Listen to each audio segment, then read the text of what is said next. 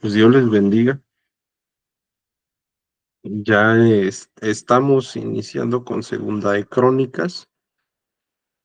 Am, pero antes de pasar a ver los temas que vamos a estar abordando y demás, bueno, pues es importante que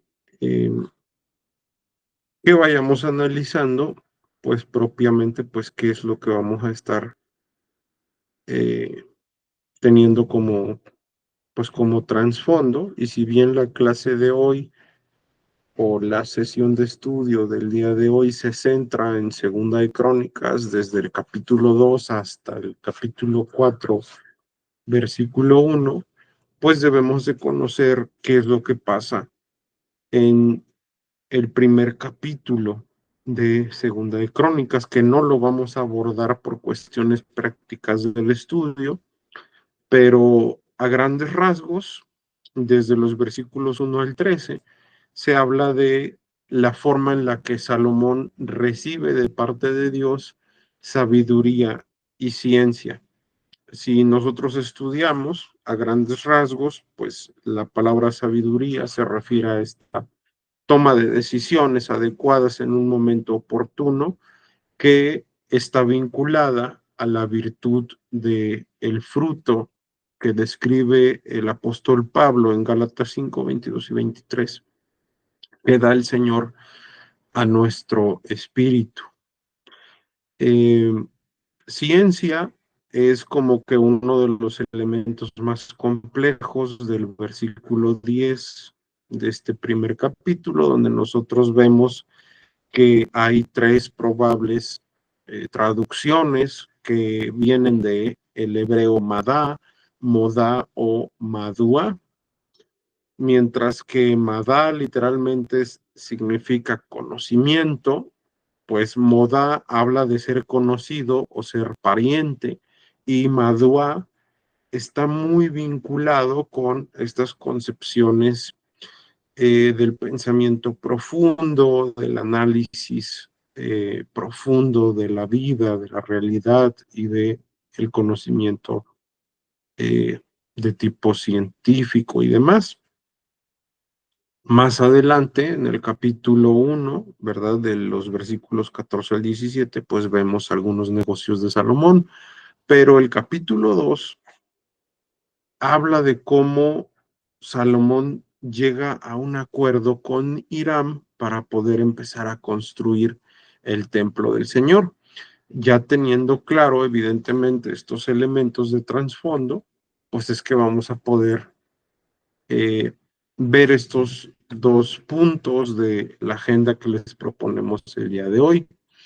El primer punto es una reflexión a este capítulo 2, donde Salomón habla precisamente con Hiram, rey de Tiro, y ellos empiezan a ver todo lo que van a necesitar para poder empezar la construcción, pero lo interesante es que personas que no son hebreas inician con este proceso de construcción.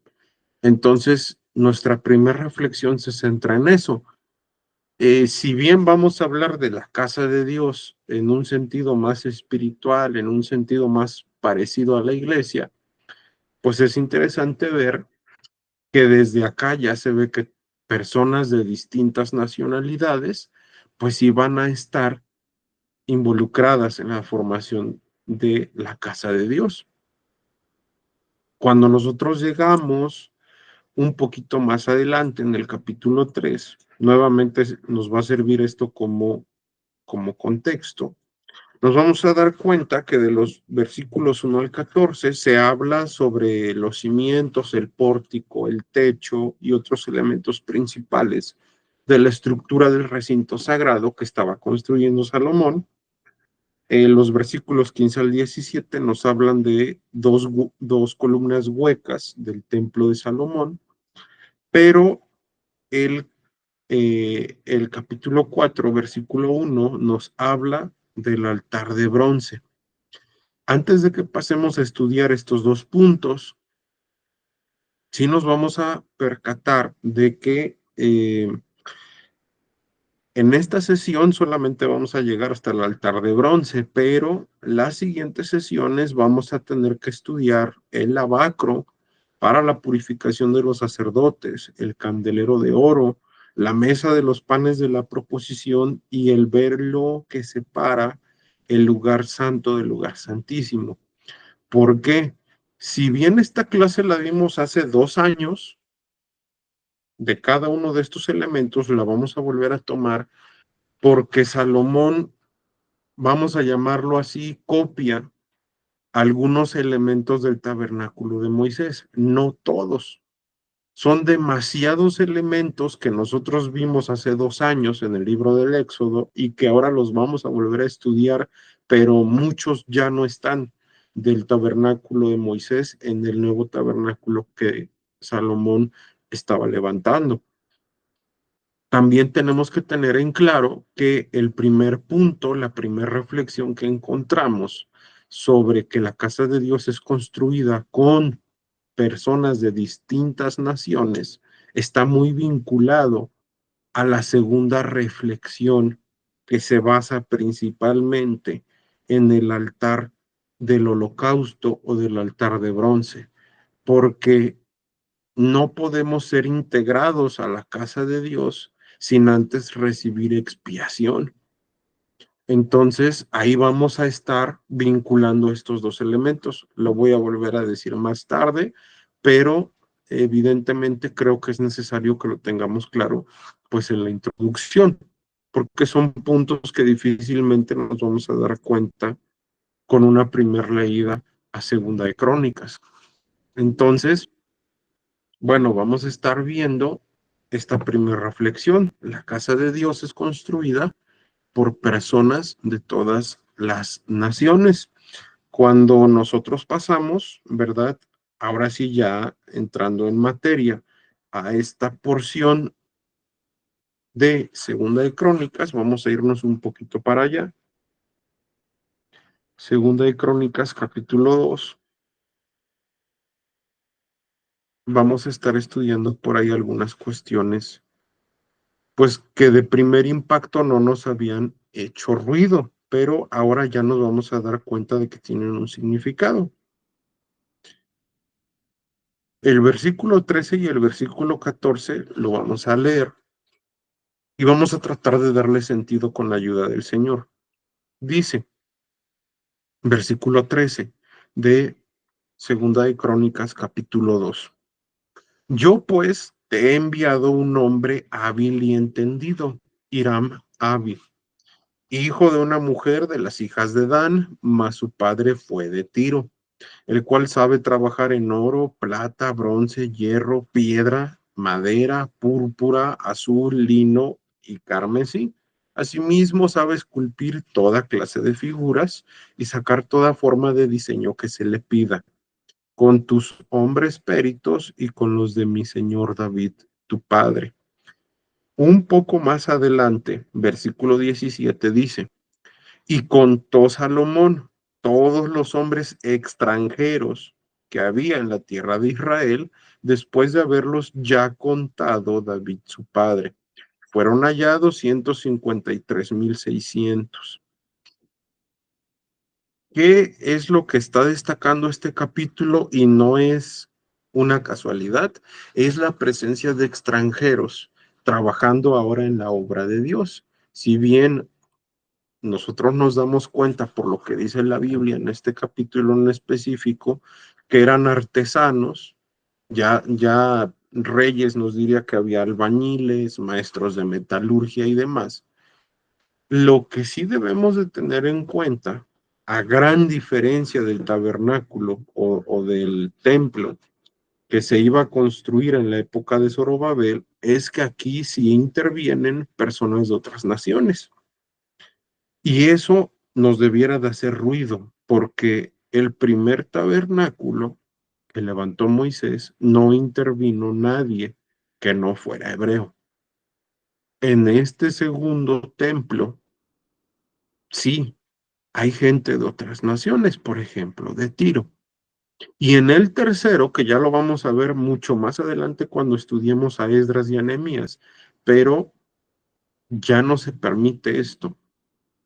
¿Qué es lo que quiere decir la Biblia cuando está poniendo demasiado énfasis en que hay personas extranjeras en la construcción de la casa de Dios? Bueno, evidentemente nos está dando un primer vistazo a la doctrina de la salvación. Si bien estamos partiendo desde un punto de interpretación un tanto alegórico, no nos debe de ser muy extraño el pensar que este pasaje se puede utilizar para pensar que de alguna u otra manera el autor sagrado lo que quería que entendiéramos era que Dios estaba reuniendo personas de todas las naciones para que de alguna u otra manera, hablando en un sentido, vuelvo a decirlo, meramente de interpretación libre, pues fueran conformando su casa o su familia personas que no fueran hebreos. Entonces, vamos a reflexionar un poquito sobre la doctrina de la elección. Pero antes de pasar a ello, pues debemos de tomar un poco en cuenta dos elementos que a veces confundimos cuando hablamos de esto. Y es que si bien hablamos de la elección como este acto de Dios donde antes de la creación nos ha elegido para ser salvos, muchas veces confundimos la elección de Dios con la reprobación. La reprobación, y hay que saber distinguir estos dos elementos, la elección y la reprobación. La reprobación es esta decisión soberana de Dios, igual desde antes de la fundación del mundo, para que las personas no lleguen a nacer de nuevo, no lleguen a poder tener una fe salvífica. Hay varios pasajes que evidentemente nos hablan acerca de esto. Vamos a estar viendo cada uno de ellos. Primero vamos a ver Hechos 13:48, después Romanos 8:28 al 30, después Romanos 9:11 al 13, después Romanos 11:7, después Efesios 1:4 al 6 y de ahí del 11 al 12. Hay más pasajes, pero vamos a centrarnos momentáneamente en estos. Entonces, Hechos 13:48.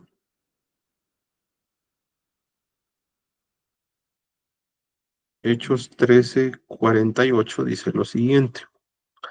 Los gentiles, oyendo esto, se regocijaban y glorificaban la palabra del Señor, y creyeron todos los que estaban ordenados para vida eterna. Hay otro pasaje que nos habla de esta misma doctrina en Romanos 8:28 al 30. Romanos 8:28 al 30 dice, y sabemos que a los que aman a Dios, todas las cosas le ayudan a bien, esto es, a los que conforme a su propósito son llamados, porque a los que antes conoció, también los predestinó para que fuesen hechos conformes a la imagen de su Hijo, para que Él sea el primogénito entre muchos hermanos. Vamos a estudiar también Romanos 9, de los versículos 11 al 13. Dice, pues no habían aún nacido, ni habían hecho aún ni bien ni mal, para que el propósito de Dios, conforme a la elección, permaneciese, no por las obras, sino por el que llama. Se le dijo, el mayor servirá al menor. Como está escrito, a Jacob amé, mas a Esaú aborrecí. Un poco más adelante, en Romanos 11:7, nosotros podemos leer lo siguiente, que pues lo que buscaba Israel no lo ha alcanzado, pero los escogidos sí lo han alcanzado y los demás fueron endurecidos. También tenemos Efesios 1, 4 al 6, y de ahí de los versículos 11 al 12. Efesios 1,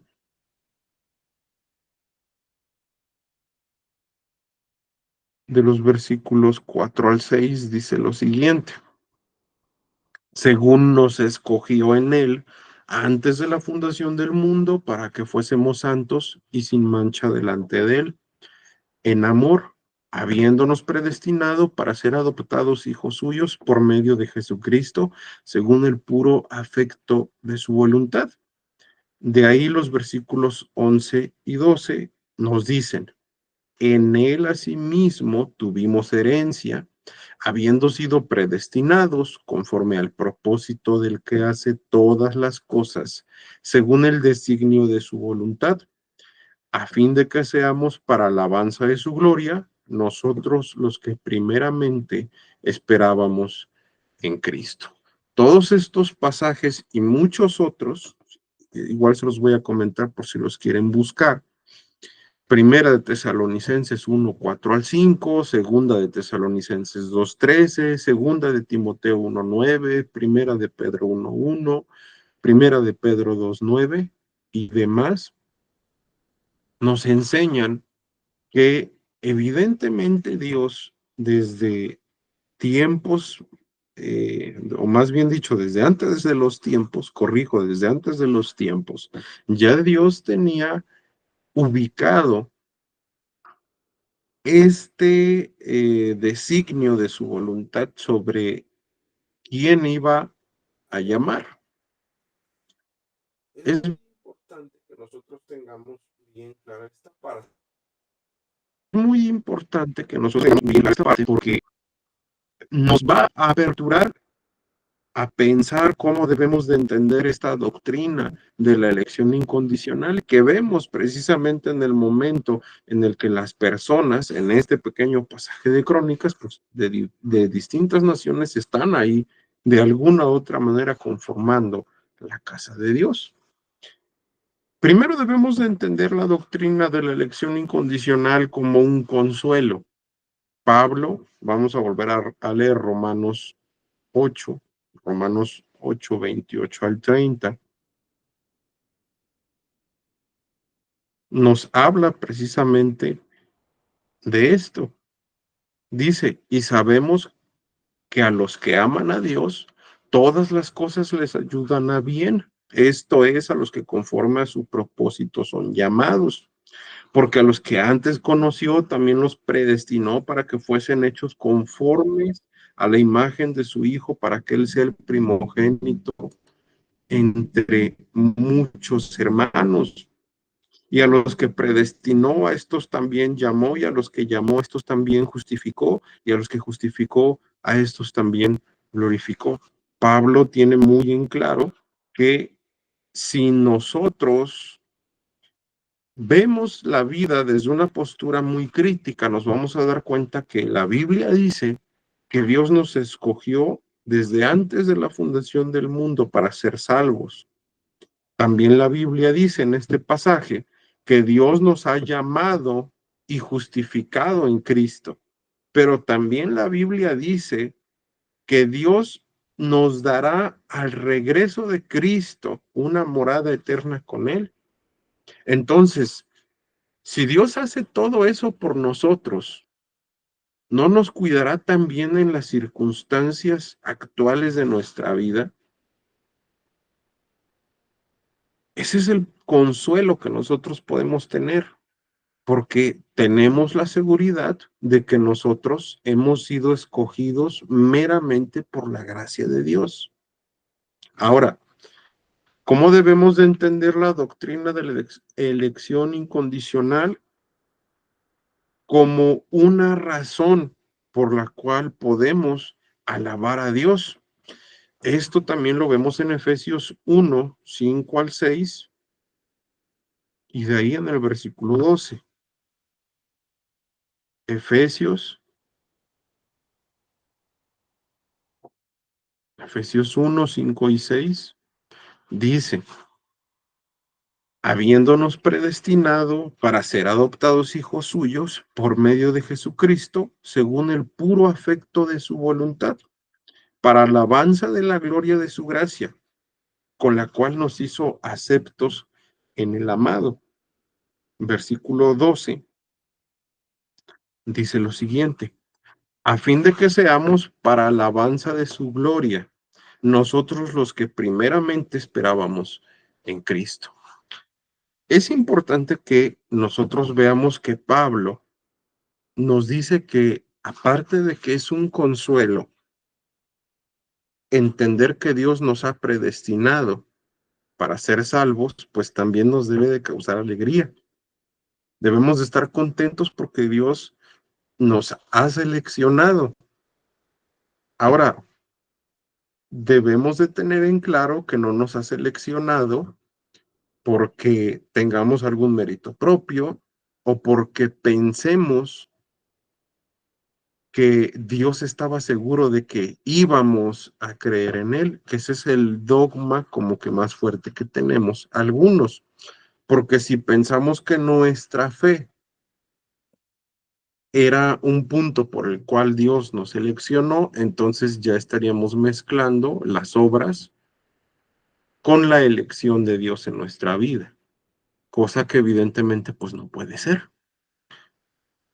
Ahora vamos a pasar un poquito más adelante y si ya estamos viendo este aspecto de la elección incondicional, vamos a reflexionar ahora, sobre todo en Segunda de Crónicas 4:1, le vamos a dar lectura para que podamos entender por qué es que nos estamos yendo a este mueble del santuario que Salomón replicó en un momento dado. Segunda de Crónicas 4:1 dice: hizo además un altar de bronce de 20 codos de longitud, de 20 codos de altura y 10 codos de altura. Bueno, si ustedes se dan cuenta, y eso lo estábamos hablando en el momento de la introducción, estos capítulos tienen mucho que ver con el servicio, pero cuando entramos al capítulo 4 nos habla de muebles. Cada uno de los muebles, ahorita lo voy a explicar, pero cada uno de los muebles, los sacerdotes que ya habían sido seleccionados por Dios, que ya tenían ahora una función, evidentemente esta función es una comisión de servicio. La próxima semana estaremos viendo otros dos muebles y la que sigue otros dos. Pero es necesario que entendamos que el altar del holocausto o el altar de bronce demanda evidentemente que los sacerdotes tuvieran una función en específico. Ahora, para eso, para las funciones, habría que saber, pues, qué es lo que se hacía, y esto tiene que ver con los tipos de sacrificios ofertados. Había holocaustos, ofrendas expiatorias, ofrendas de paz y ofrendas voluntarias que se celebraban, se daban, como en la fiesta de las primicias. Estos tipos de ofrenda demandaban, por ejemplo, en el caso del holocausto, que los sacerdotes supieran destazar los animales, que se derramara la sangre de una manera específica. En el caso de la ofrenda de paz, que se pusiera un énfasis especial en que solamente por medio de la expiación, que es este acto de Dios en el cual Él cubre al alma del pecador de las consecuencias de su pecado, solo por medio de la expiación se puede tener paz con Dios. Y en el caso de las ofrendas voluntarias, pues es un acto de la persona de agradecer a Dios por lo recibido. En la fiesta de las primicias, recordemos que todo el pueblo, cada familia juntaba una gavilla de trigo y entonces ellos levantaban entre todos un manojo enorme de trigo y esto se presentaba en forma de panecillos sin levadura, junto con vino, dando gracias a Dios por la provisión económica, en este caso por medio de la tierra. Esto lleva a entender parte de las funciones de los sacerdotes, pero también este altar en específico nos habla de Cristo mismo. Hay algunos elementos que vamos a tener que estudiar para que podamos darnos cuenta de cómo es que se relaciona con Cristo. Vamos a ir estudiando su ubicación, la forma, la altura de la rejilla, la constitución del cuerpo del altar del holocausto, que es madera de acacia, sus dimensiones de largo, de ancho y de alto. Si nosotros nos damos cuenta, la ubicación del altar era lo primero que se veía cuando se entraba en el recinto sagrado. Salomón tuvo que hacer lo mismo. ¿Por qué? Porque al estar en la mera entrada del recinto sagrado, esto traía a las personas la idea de que solamente por medio de la muerte era posible tener un vínculo con Dios. El sacrificio de los animales, nos dice el autor de Hebreos, era una sombra del verdadero sacrificio que daría la verdadera reconciliación con Dios. Y es solo por medio de Jesucristo que se puede lograr esto, como nos dice el autor de Hebreos. Vamos a ver también otras porciones que nos dicen esto. Segunda de Corintios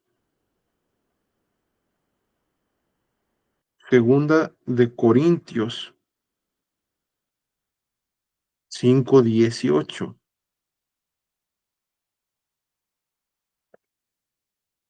Dice lo siguiente: y todo esto proviene de Dios, quien nos reconcilió consigo mismo por Cristo y nos dio el ministerio de la reconciliación. También nosotros vemos en Efesios 2:16 que se habla acerca de esto. Efesios,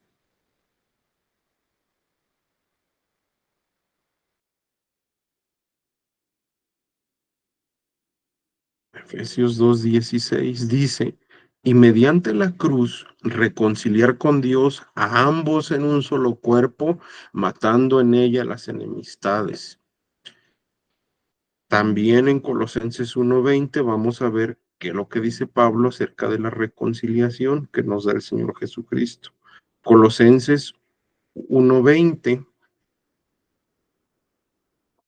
dice, y por medio de él reconciliar consigo todas las cosas, así las que están en la tierra como las que están en los cielos, haciendo la paz mediante la sangre de su cruz. La ubicación del altar siempre pone en énfasis al estar en la mera entrada la necesidad de reconciliación. Eso hay que tenerlo en cuenta. Ahora, la forma, me voy a regresar un poquito para que vean ahí la imagen, cómo era más o menos la forma. La forma que posee, evidentemente cuadrada, tiene que ver con la plenitud del alcance que da Cristo para la propiciación de los pecados, para la expiación y evidentemente para la salvación. Vamos a ver algunos pasajes, sobre todo del Evangelio de Juan, Juan 5.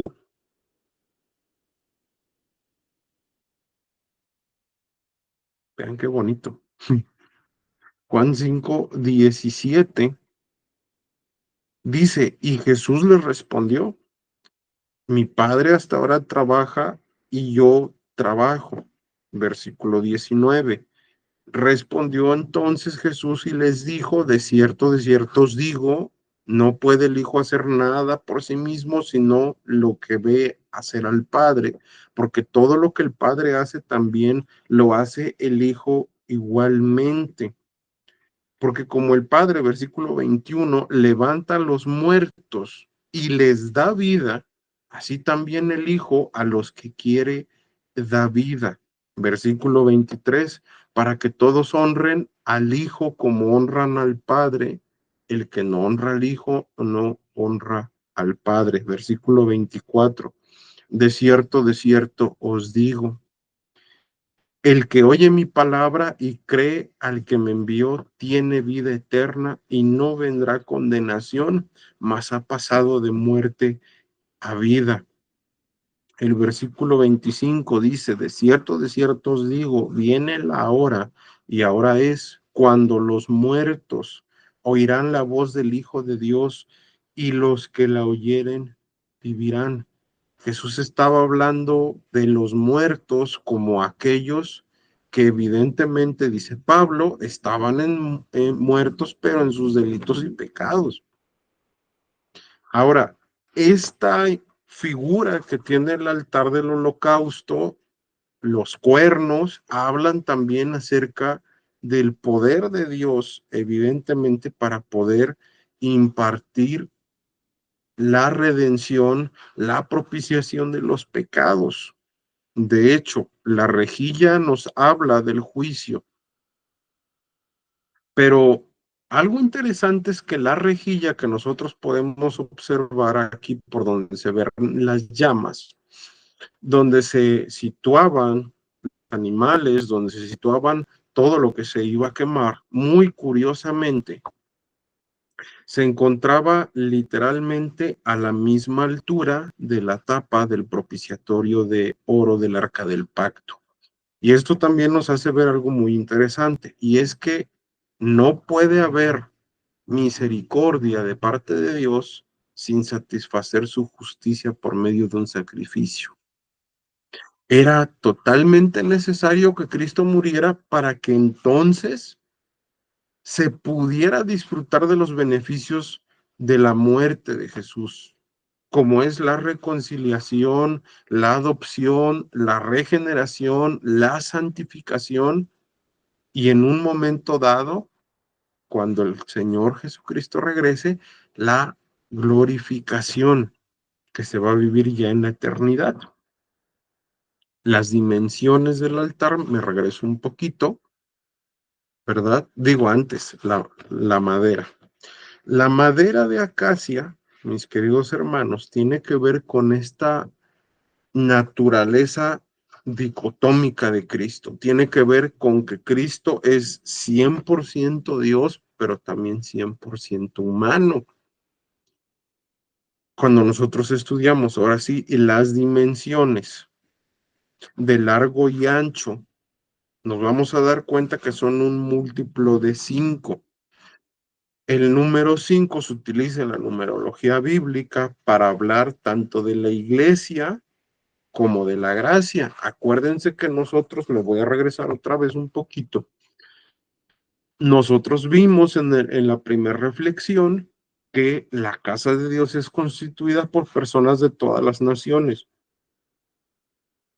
No nos debe de sorprender que el autor sagrado habla sobre la construcción del templo, hace un énfasis de personas de distintas nacionalidades, o sea, extranjeros, en su constitución.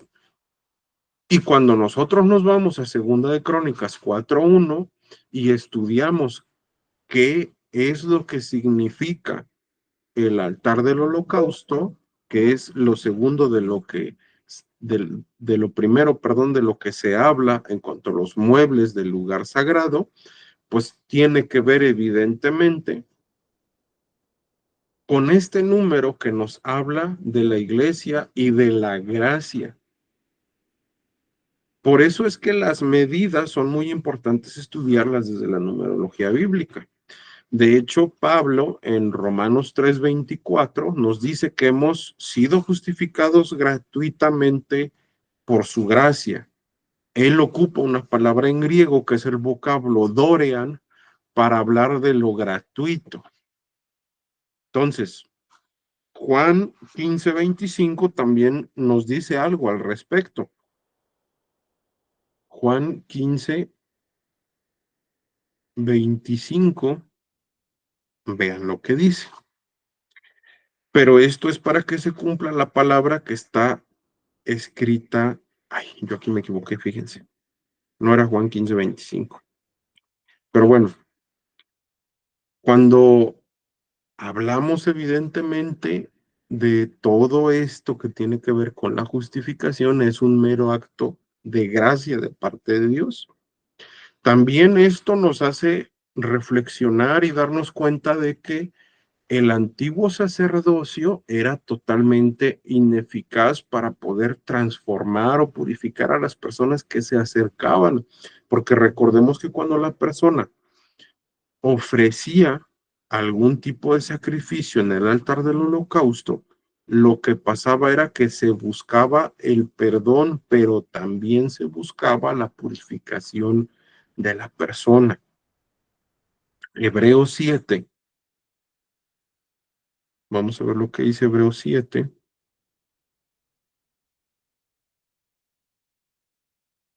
versículos 11 y 12. Si pues la perfección fuera por el sacerdocio levítico, porque bajo él recibió el pueblo la ley, ¿qué necesidad habría aún de que se levantase otro sacerdote según el orden de Melquisedec y que no fuese llamado según el orden de Aarón? Porque cambiado el sacerdocio, necesario es que haya también cambio de ley. De ahí versículos 18 y 19.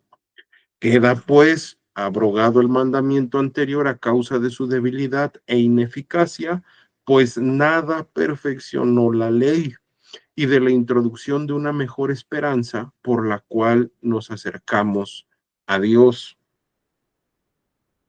Es importante que nosotros nos demos cuenta que también el altar del holocausto, las dimensiones, nos van a recordar al propio sacerdocio de Cristo.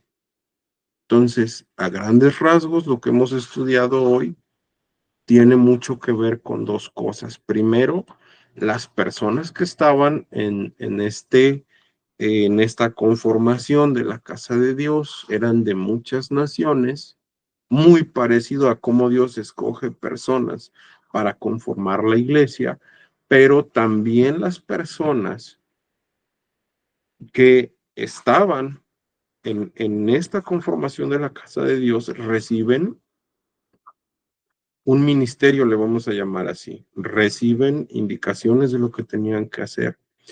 Y ahora nosotros, ¿verdad? Recibimos precisamente este tipo de indicaciones que debemos de seguir.